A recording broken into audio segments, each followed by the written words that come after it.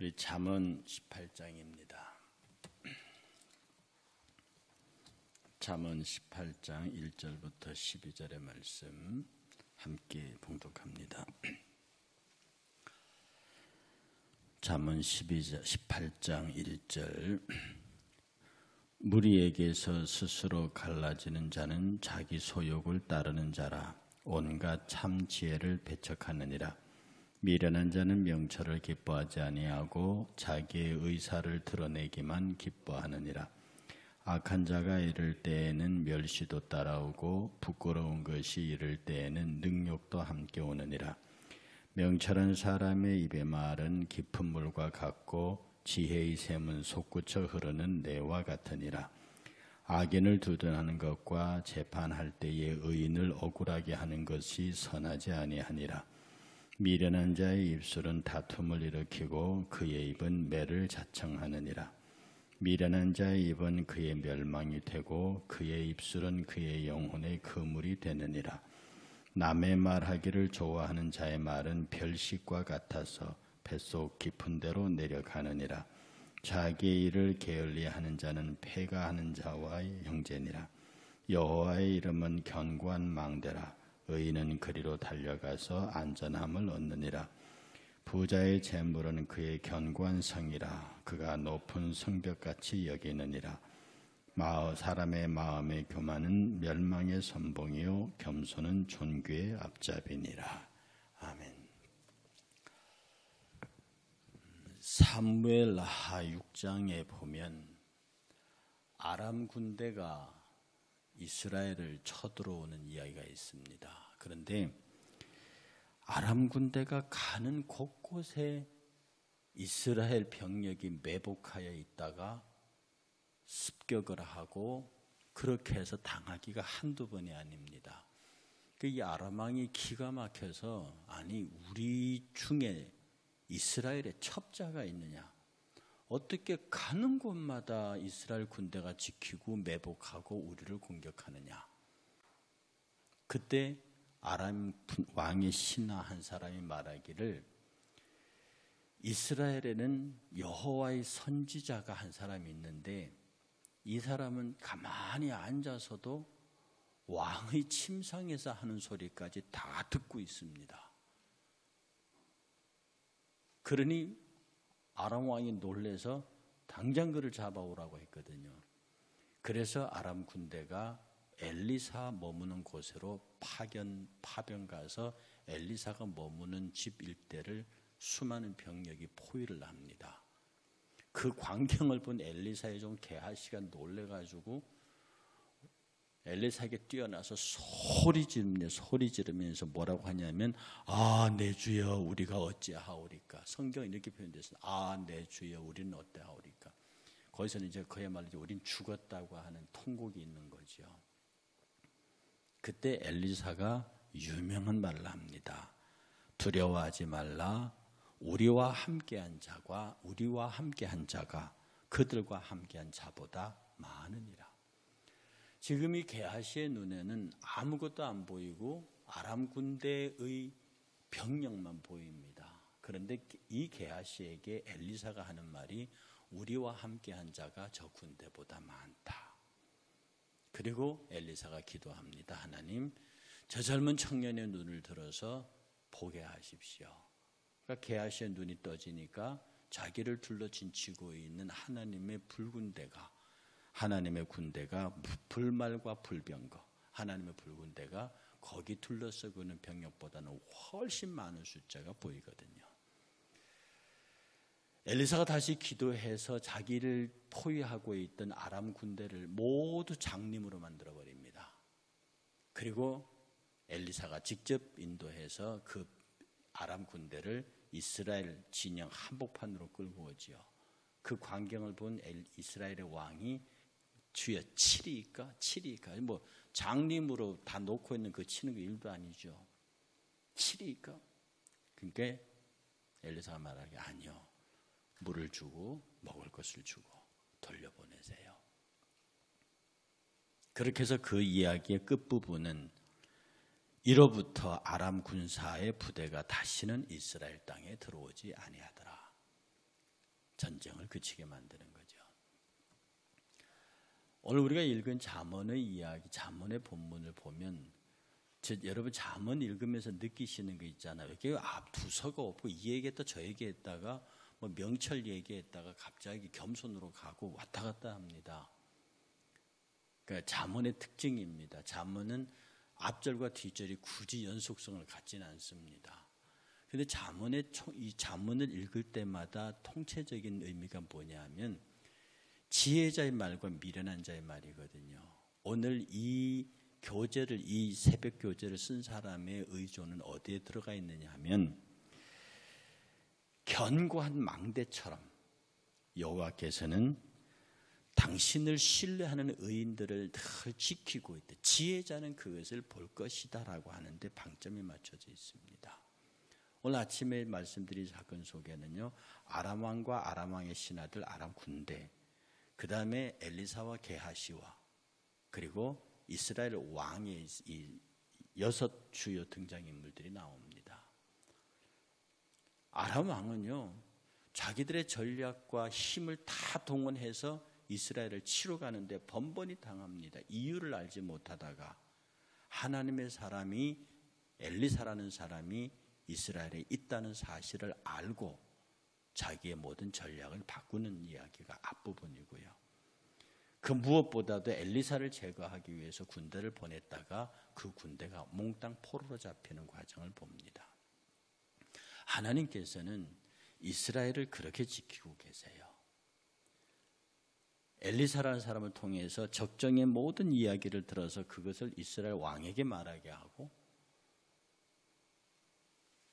아람 왕의 군대가 엘리사를 잡으러 와도 그를 둘러치고 있는 불말과 불병거의 수가 그들의 군대보다 더 일상의 사람들의 눈에는 보여지지 않지만 하나님의 사람들은 그것을 볼 수 있도록 하고요. 그 다음에 그들을 게하시의 눈을 열어서 불군대를 보게 한 엘리사가 적들의 눈은 전부 감기워서 이스라엘 왕이 있는 나라 한복판으로 끌고 가는 승리 장면을 봅니다. 지혜자는, 성경에서 가장 큰 지혜자는 뭐냐 하면 절대적인 하나님의 신뢰 앞에 이 맨 마지막 끝에 있는 사람의 마음의 교만은 멸망의 선봉이요 겸손은 존귀의 앞잡이니라. 이거 최근에 번역한 건 이렇게 번역했어요. 사람의 마음이 오만하면 멸망이 뒤따르지만 겸손하면 영광이 뒤따릅니다. 이렇게 번역했단 말이에요. 사람의 마음의 교만은 멸망의 선봉이요 존귀는 겸손은 존귀의 앞잡이니라. 하나님께서 엘리사를 어떻게 존귀하게 하시는지, 그 다음 게하시를 어떻게 존귀하게 하는지, 이스라엘 왕을 어떻게 존귀하게 하는지 여러분이 지켜볼 필요가 있습니다. 엘리사는 그 존재 자체로 하나님 앞에 철저하게 순종한 선지자의 모습이니 그렇다 하고, 게하시도 내 주여 어찌하오리까 큰일 났습니다라고 하는 그 연약한 믿음에서 눈을 반짝 뜨고 난 다음부터 그 뒤에 게하시의 이야기는 없습니다. 미루어 짐작컨대 게하시가 용기 100배 했던 것은 분명 같습니다. 그리고 아람 군대 앞에 정말 바람 앞에 등불 같았던 이스라엘의 운명이 하루아침에 역전돼서 전 아람 군대가 자기 눈앞에 장님이 되어 있는 광경을 보고 너무나 신이 나서 내 주여 치리까 라고 하는 그 왕의 어두운 눈. 그러나 엘리사는 물을 먹이고 먹을 것을 넣어서 돌려보내세요.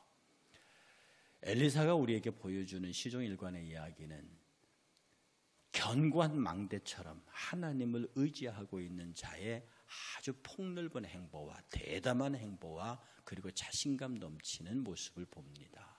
이게 지혜자의 모습입니다. 그러나 지혜자의 반대의 모습은요, 미련한 자는 명철을 기뻐하지 아니하고 자기 의사를 드러내기만 기뻐하느니라. 악한 자가 이를 때는 멸시도 따르고 부끄러운 것이 이를 때는 능욕도 함께 오느니라. 이 악한 자의 길, 여기 우리 아까 얘기했던 것의 악한 자의 대명사는 아람 왕입니다. 이스라엘을 괴롭혀 보고요, 군대를 보내고요, 엘리사를 잡으려 하고요. 그러나 그 아람 왕의 생각을 이미 초월해 계시고 이미 아시고 아람 왕의 수단이 전혀 힘을 발휘할 수 없는 무력한 힘으로 바꾸시는 것이 하나님이십니다. 엘리사는 거기에 대한 철저한 신앙이 있었고요. 바로 이런 것이 지혜자의 모습입니다. 지혜자는 굉장히 아주 명철하고 아주 영리하고 스마트하고 한 그러한 지혜를 말하는 게 아니라 성경의 지혜의 핵심은 겸손이라고 말씀드렸듯이 하나님이 우리 앞에 전개하시는 일체의 과정들을 바라보면서 과연 하나님께서 다음은 어떻게 인도하실까? 하나님은 오늘 이렇게 하시고 내일은 어떻게 하실까? 그 다음에 일을 어떻게 진행하실까를 아주 기쁨과 감사로 다음을 생각하고 예측하는 사람이 지혜의 사람입니다. 지혜의 사람은 하나님이 하실 일들에 대한 기대를 가지고 하나님이 원하신 것들에 대해 관심을 가지고 과연 이것이 어떻게 진행될 것인가라고 하는 것을 바라보는 사람, 이것을 미리 알고 있는 사람은 선지자입니다. 하나님의 뜻을 인간 가운데서 가장 먼저 알고 있는 사람은 선지자예요. 이 선지자가 지혜를 배설하는데 솔로몬이 가장 먼저 하나님의 뜻을 알죠. 그는 하나님의 뜻을 알 수 있는 지혜자니까 그가 베푼 잠언이 오늘 본문들 속에 있습니다. 우리의 가장 지혜자 되시는 예수 그리스도께서 성경을 통해서 우리에게 하나님의 이야기를 하셨다고요. 천국 이야기를 했습니다. 그럼 그 지혜 위에 서 있는 우리들은 하나님이 우리를 정말 오늘 본문의 망대처럼 우리를 지키고 보호하시는데 그럼 하나님 그 다음은 어떻게 하시겠습니까? 우리가 오늘 하루를 살았습니다. 하나님 정말 오늘 하루 잘 살았습니다. 감사합니다. 이렇게 새로운 하루를 시작할 때 하나님 오늘은 또 오늘 하루는 어떻게 하시겠습니까? 어제는 정말 이렇게 재밌게 감사하게 기쁘게 살았습니다. 그럼 오늘 이 새벽에 우리가 기도하면서 하나님 오늘은 어떻게 인도하시겠습니까? 오늘은 어떤 영광을 보여주시겠고 오늘은 어떤 승리를 보여주시겠습니까? 그리고 내일은 어떻게 하실 건데요? 그래서 하나님의 하실 일들에 대한 끝없는 궁금증, 그 궁금증의 핵심은 감사와 하나님께 영광. 어떻게 하면 하나님 앞에 감사하는 삶을 살고 어떻게 하면 이것이 하나님께 영광이 될까라고 하는 그 신중을 가지고 하나님 그 다음은 어떻게 할 것이냐. 내가 기도하는 이분은 다음은 어떻게 하실 건데요. 하나님 이 다음은 어떻게 축복하실 건데요. 여러분 기도하실 게 있는데 김숙재 권사님이 이렇게 넘어지셔서 팔목이 부러지셨어요. 오늘 수술하십니다. 그래서 어제 저녁에 들어가서 전화 통화를 하는데 뭐 약 발라주고 수술 준비 다 해서 그러면 못 들어가니까 내일 로아비에서 만나시죠 그랬더니 병상을 못 나가게 한대요. 못 나가게 한대요. 오늘 그럼 몇 시에 수술 받으십니까? 그랬더니 그것도 시간도 없고 그냥 준비하고 있다가 들어간대요. 끝나면 연락하세요. 그랬는데 그 김자 권사님이 그 얘기를 이제 듣습니다. 그리고 전화로 기도하고 그리고 생각합니다. 우리 권사님이 여러분 성도들에게 일어나는 일은 우연은 아니에요. 아니거든요.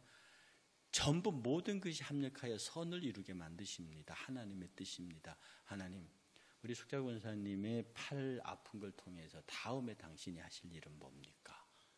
저녁에 제가 잠들기 전에 기도하면서 하나님 그 다음은 뭡니까? 왜냐하면 하나님께서 당신의 자녀들을 고통 가운데 몰지 않으시거든요. 잠시 잠깐의 고통이지만 그것을 통해서 다음에 하실 더 귀한 일들이 있거든요. 그래서 성도의 고난은 축복입니다. 하나님 이제 건강하게 태어나시도록 기도하지만 하나님 그 다음은 뭘까요? 우리 성도님들이 살아가는 이야기 속에 많이 있습니다. 하나님 그 다음은 어떻게 진행하실 건가요? 우리가 늘 우리의 삶에서 나의 삶 여러분의 삶에서 하나님 다음은 어떻게 하실 거예요? 이 다음의 궁극이 천국입니다. 그 마지막 다음을 생각하는 것이 소망이고요. 그리스도인의 하나님의 감사함을 통해서 이 일을 통해서 다음이 어떻게 될 것입니까? 라고 기대에 차서 바라보는 게 소망입니다. 그래서 지금 이 순간의 소망은 바로 다음의 순간이고요. 오늘의 소망은 내일이고요.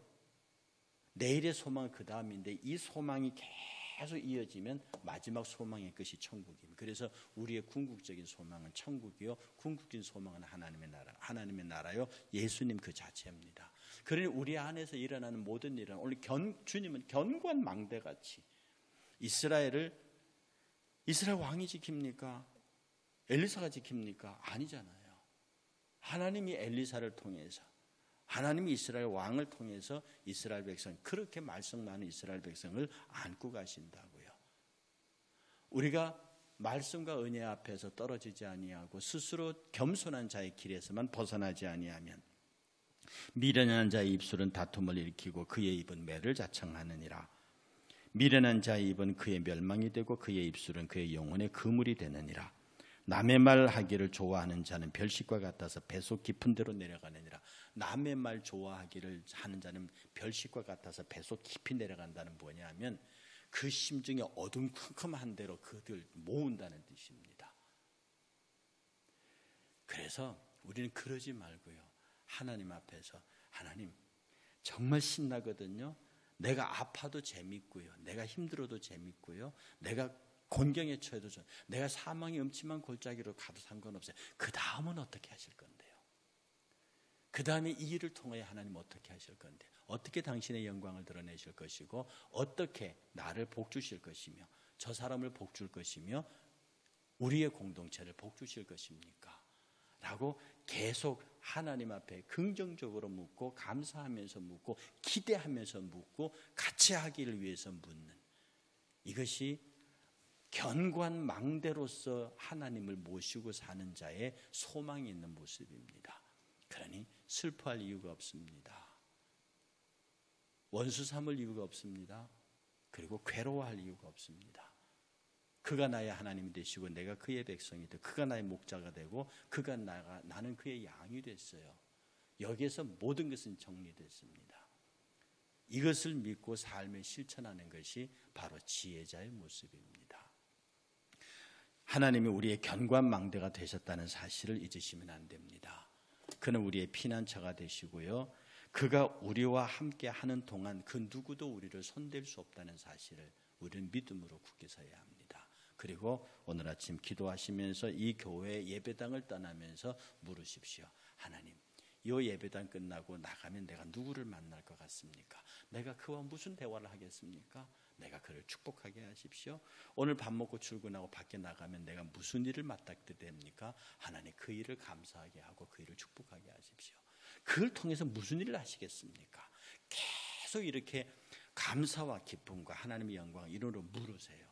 그것이 소망이 있는 자의 삶이고요. 그것이 지혜자의 삶이고요. 그것이 우리 하나님을 거룩한 망대로 모시고 사는 자의 모습입니다. 이 위대한 귀하고 아름다운 삶이 오늘 하루 여러분들의 삶이 되시기를 주의 이름으로 축복합니다.